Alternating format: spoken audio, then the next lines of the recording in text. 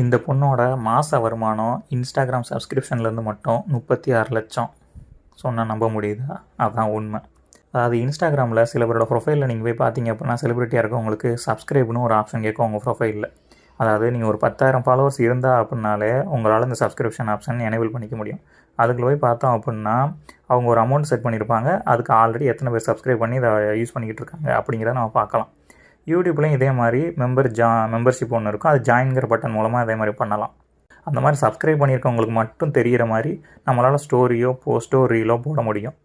அதுக்காக தான் அவங்க அந்த அமௌண்ட்டை கட்டி பார்க்குறாங்க. இப்போ இந்த பொண்ணுக்கு 9,159 பேர் இருக்காங்க மாதம் 390 கட்டுறதுக்கு.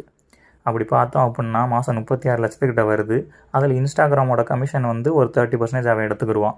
அது போக ஒரு டிடிஎஸ் ஒரு 10% அதெல்லாம் போகன்னு பார்த்தாலே 22,50,000 மாதம் இருக்கும். அதை வருஷத்துக்கு நம்ம கணக்கு போட்டோம்னா கிட்டத்தட்ட 3 கோடி வருது. ஜஸ்ட்டு உங்களுக்கு ஸ்கில்லு எதுவும் ஒர்க் எதுவும் தெரிஞ்சுக்கிறது இல்லை. ஜஸ்ட்டு உங்கள் உடம்ப காமிச்சு சும்மா ஒரு ரீல் போட்டால் போதும், அவ்வளோதான். உங்களுக்கு மாதம் 22,50,000 வருது. இந்த பொண்ணு அப்படி தான் சம்பாதிச்சுக்கிட்டு இருக்கு. என்னடா அது, நம்ம ஒரு நாள் ஃபுல்லாக கஷ்டப்பட்டு உழைச்சாலும் ஒரு 500 1000 சம்பாதிக்கிறதுக்கே நாக்கு தள்ளிடுது, முடியாமல் வந்துடுது.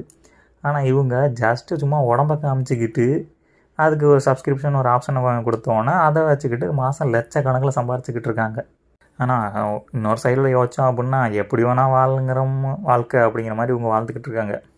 நம்ம வந்து வாழ்ந்தால் மானத்தோடு தான் வாழணும், அப்படி இல்லாமல் இப்படி சம்பாரிச்சே நான் வாழணும், அந்த வாழ்க்கை எனக்கு தேவையில்லை அப்படிங்கிற மாதிரி நம்ம ஒரு கல்ச்சராக வாழ்ந்துக்கிட்டு இருக்கோம் நம்ம இருக்கோம் அப்படின்னு சொல்லி நம்ம மனசை தேர்த்திக்க வேண்டியதான். ஏன்னா அதை பார்க்கும்போது வந்துட்டு எனக்கு என் ஃப்ரெண்ட்ஸுக்கெலாம் வந்து பேசாமல் நம்மளும் போயிட்டு ஆப்ரேஷன் பண்ணிட்டு வந்து இந்த மாதிரி ஒன்று ஆரம்பிச்சிடலாம். எதுக்கு இவ்வளோ கஷ்டப்பட்டு வேலை பார்த்துக்கிட்டு இவங்கள்ட்ட திட்டு வாங்கிட்டு மேனேஜர்கிட்ட திட்டு வாங்கிட்டு இப்படி தெரிஞ்சுக்கிட்டு இருக்கணும். பேசாமல் அந்த மாதிரி பண்ணிட்டு இருந்தோம்னா யாருக்கும் நம்ம பதில் சொல்ல தேவையில்லை. நம்ம வாட்டுக்கு அந்த மாதிரி உடம்ப காமிச்சோமா காசு லட்சக்கணக்கில் வந்துக்கிட்டே இருக்கும். வேறு என்ன வேணும் நமக்கு? அப்படி தான் தோணுச்சு. ஆனால் எங்கள் எல்லாருக்கும் என்ன ஒரு பெரிய டவுட் அப்படின்னா, இவ்வளோ காசு கட்டி மாதம் அதில் அப்படி என்ன தாண்டா அப்படி காட்டுறாங்க, அப்படி அதில் காட்ட போகிறாங்க. நீங்கள் அதுக்கு சும்மாவே நெட்டில் போய் பார்த்துட்டு போயிடலாமே, அதை அப்படி காசு கட்டி தான் அதில் போய் பார்க்கணுமா? அப்படி என்னதே அதில் காட்டுறாங்க அப்படிங்கிறதான் எனக்கு வந்து தெரியலை.